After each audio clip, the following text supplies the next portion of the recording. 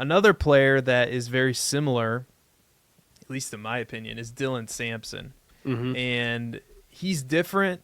He's very much like Brashard Smith in the fact that he's different from all the other running backs in this class. He's not as big as them. He's more of a quick, agile running back. What I like is he produced even though Jalen Wright was there last year. 600 over 600 rushing yards, 7 touchdowns, 17 receiving receptions, almost not quite 20, which is what we'd like to see.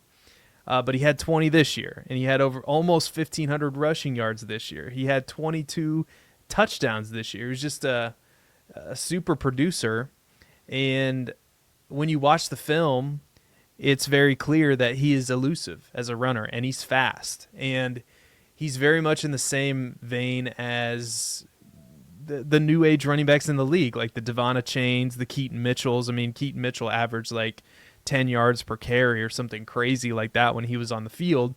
So maybe not a player that is going to be utilized like a bell cow, but if he gets in the right situation, gets good draft capital, look, I'm not saying anybody's Jahmyr Gibbs or Devon Achane because those guys are awesome. I mean, Jahmyr Gibbs is, in my opinion, the best running back in football.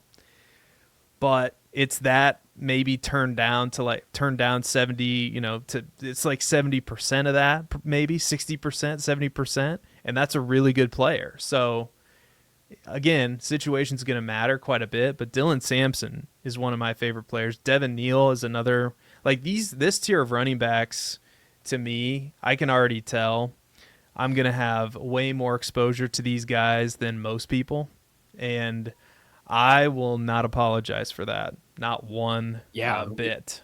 we were talking about that backstage too. And we were like, this back end of the first round into the second round, like it's going to be RB rich, really, because you take Sampson, Neal, Brashard Smith, and even Jordan James with the right situation.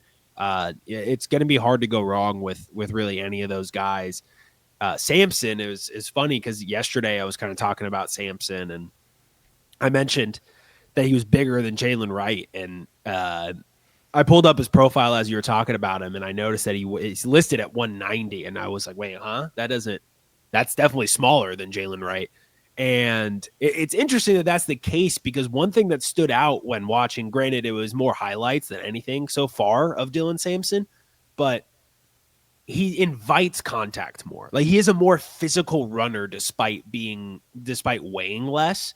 And, just another point on Sampson is that's probably going to resonate with NFL franchises is that even though he's a little bit underweight, he's a guy you can run up the middle and he's going to force, people back a little bit. He's not afraid of contact. He is elusive, but he'll also, to quote Marshawn Lynch, run through a motherfucker face.